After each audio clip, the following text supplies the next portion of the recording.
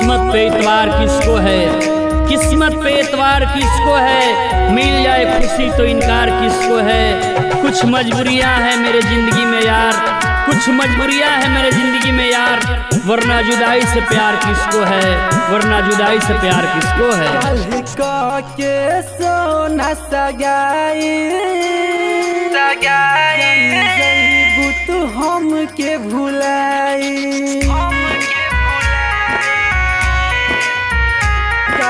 कल के सोना सगाई जान जईबू तू हम के भुलाई। अब होई का दीवाना दिल के,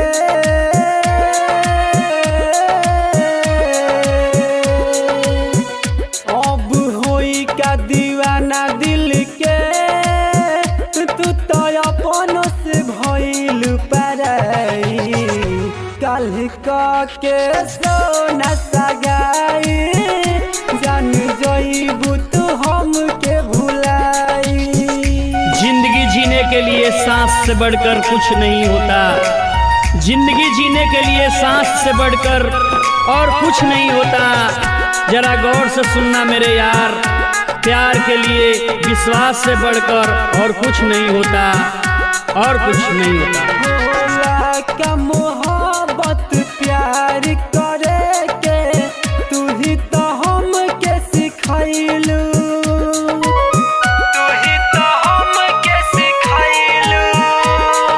साथ जिए के वादा तू कइलू, क्रिया कसम भी खइलू। जब हमारा ला प्यार न रहे,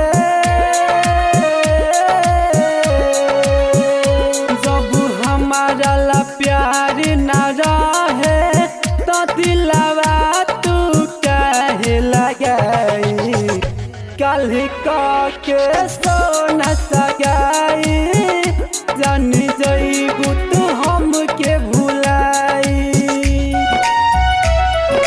फूलों के साथ कांटे नसीब होते हैं, खुशी के साथ गम भी नसीब होता है। ये तो मजबूरियाँ ले डूबती है हर आशिक को, वरना खुशी से बेवफा कौन होता है। Mahalakshmi recording studio Dumarsan. दिल में बसा के कुछ दिन हंसा